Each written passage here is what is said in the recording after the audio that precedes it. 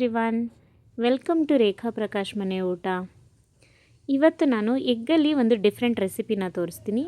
ಏನಂದರೆ egg omelette cubes ಕರಿ ಅಂತ.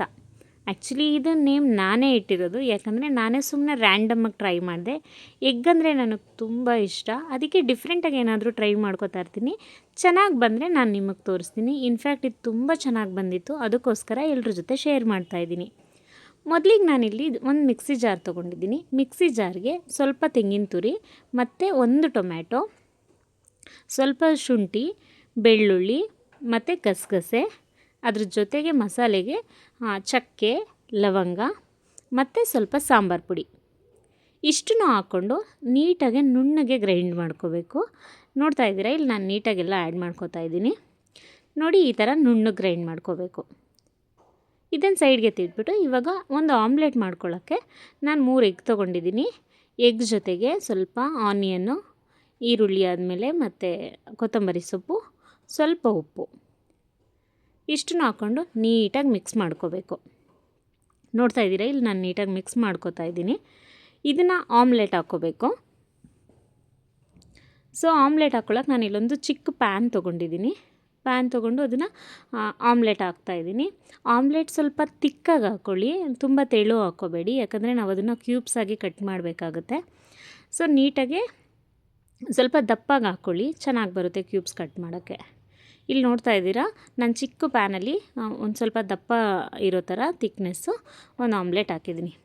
Actually ಇದು ಫ್ಲಿಪ್ ಮಾಡಬೇಕಾದ್ರೆ ಸ್ವಲ್ಪ ಕಷ್ಟ ಆಗುತ್ತೆ, ನೋಡ್ಕೊಂಡು ನಿಧಾನಕ್ಕೆ ಫ್ಲಿಪ್ ಮಾಡ್ಬೋದು, ಬಟ್ ಸ್ವಲ್ಪ ನಿಧಾನಕ್ಕೆ ಫ್ಲಿಪ್ ಮಾಡಿ, ಪಟ ಅಂತ ಅದು ಫ್ಲಿಪ್ ಮಾಡೋಕ್ಕೆ ಹೋಗಬೇಡಿ.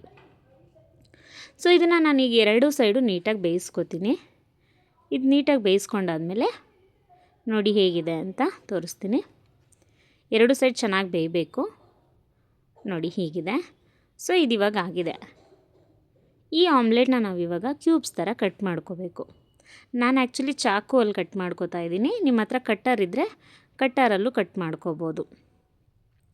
2 ಸೈಡು ನೀಟಾಗಿ ಚಾಕುಲಿ ಕ್ಯೂಬ್ಸ್ ಥರ ನಿಮಗೆ ಯಾವ ಸೈಜ್ ಬೇಕೋ ಆ ಸೈಜಲ್ಲಿ ಕಟ್ ಮಾಡ್ಕೋಬೋದು. ಅದರಲ್ಲೇನೂ ರಿಸ್ಟ್ರಿಕ್ಷನ್ಸ್ ಇಲ್ಲ.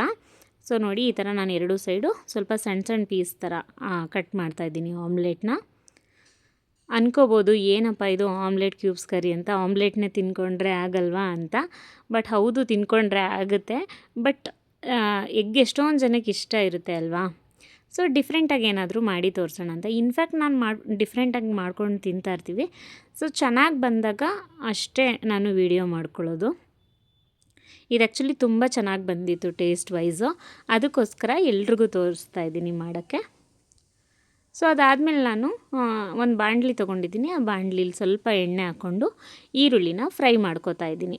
ನೋಡ್ತಾ ಇದ್ದೀರಾ, ಇಲ್ಲಿ ಒಂದು ಸ್ವಲ್ಪ ಎಣ್ಣೆಲಿ ಫ್ರೈ ಮಾಡಬೇಕು. ಬೇರೆ ಯಾವುದೇ ಮಸಾಲೆ ಬೇಡ ಇದಕ್ಕೆ, ಜಸ್ಟ್ ಒಂದು ಈರುಳ್ಳಿ ಒಗ್ಗರಣೆ ಕೊಟ್ಟರೆ ಸಾಕಾಗುತ್ತೆ. ತುಂಬ ಸಿಂಪಲ್ಲು ಮಾಡೋದು ಆ್ಯಕ್ಚುಲಿ ಇದನ್ನು. ಜಸ್ಟ್ ಒಂದು ಈರುಳ್ಳಿ ಒಗ್ಗರಣೆಗೆ ನಾನು ಏನು ಮಸಾಲೆ ರುಬ್ಬಿದ್ನಲ್ವಾ, ಆ ಮಸಾಲೆನ ಆ್ಯಡ್ ಮಾಡಿಕೊಂಡು ನೀಟಾಗಿ ಬೇಯಿಸ್ಕೊತೀನಿ. ನೋಡ್ತಾ ಇದ್ದೀರಲ್ಲಿ ನಾನು ಎಷ್ಟು ನುಣ್ಣಗೆ ರುಬ್ಬಿದ್ದೀನಿ ಮಸಾಲೆನ ಅಂತ. ಇದಕ್ಕೆ ಆ್ಯಕ್ಚುಲಿ ತರಿಯಾಗಿ ರುಬ್ಬಕ್ಕೆ ಹೋಗಬೇಡಿ, ಸ್ವಲ್ಪ ನುಣ್ಣಗೆ ರುಬ್ಕೊಳ್ಳಿ, ಚೆನ್ನಾಗಿ ಬರುತ್ತೆ ಟೇಸ್ಟು. ಆ್ಯಂಡ್ ನಾನಿದು ನೀವು ತಿಕ್ನೆಸ್ ತುಂಬ ಜಾಸ್ತಿನೂ ಬೇಕಾದರೆ ಮಾಡ್ಕೋಬೋದು. ಇಫ್ ಇನ್ ಕೇಸ್ ಏನಾದರೂ ನೀವು ಚಪಾತಿ ಅಥವಾ ದೋಸೆಗೆ ತಿಂತಿದ್ದೀರಾ ಅಂದರೆ. ಬಟ್ ನಾನಿಲ್ಲಿ ರೈಸ್ ಜೊತೆ ತಿನ್ನೋಕ್ಕೋಸ್ಕರ ಮಾಡ್ತಿದ್ದೆ, ಹಾಗಾಗಿ ನಾನು ಸ್ವಲ್ಪ ಸಾಂಬಾರು ಕನ್ಸಿಸ್ಟೆನ್ಸಿಲಿ ಮಾಡ್ಕೋತಾ ಇದ್ದೀನಿ. ಇಫ್ ನೀವೇನಾದರೂ ಚಪಾತಿಲಿ ತಿಂತೀನಿ ಅಂತ ಅಂದರೆ ಇನ್ನು ಸ್ವಲ್ಪ ಗ್ರೇವಿ ಕನ್ಸಿಸ್ಟೆನ್ಸಿಲಿ ಮಾಡ್ಕೋಬೋದು. ಸೊ ನಾನು ಮಸಾಲೆ ಮತ್ತು ನೀರೆಲ್ಲ ಆ್ಯಡ್ ಮಾಡಾದಮೇಲೆ ರುಚಿಗೆ ತಕ್ಕಷ್ಟು ಉಪ್ಪು ಹಾಕೋತಾ ಇದ್ದೀನಿ. ಇಷ್ಟೇ ಇಂಗ್ರೀಡಿಯೆಂಟ್ಸ್ ಇದಕ್ಕೆ. ಇದನ್ನು ನೀಟಾಗಿ ಕುದಿಯೋಕ್ಕೆ ಬಿಡಬೇಕು. ನೋಡ್ತಾ ಇದ್ದರೆ ಎಷ್ಟು ನೀಟಾಗಿ ಕುದೀತಿತ್ತು. ಅದಕ್ಕೆ ನಾನು ಕುದೀತಿರುವಂಥ ಸಾಂಬಾರಿಗೆ ಏನು ಆಮ್ಲೆಟ್ ಕ್ಯೂಬ್ಸ್ ಕರಿ ಕಟ್ ಮಾಡ್ಕೊಂಡಿದ್ವಲ್ಲ ಅದನ್ನು ಆ್ಯಡ್ ಮಾಡಿಬಿಟ್ಟು ಪ್ರಾಪರಾಗಿ ಒಂದು ಮಿಕ್ಸ್ ಕೊಡ್ತಾಯಿದ್ದೀನಿ. ನೋಡ್ತಾ ಇದ್ದೀರಾ ಇಲ್ಲಿ.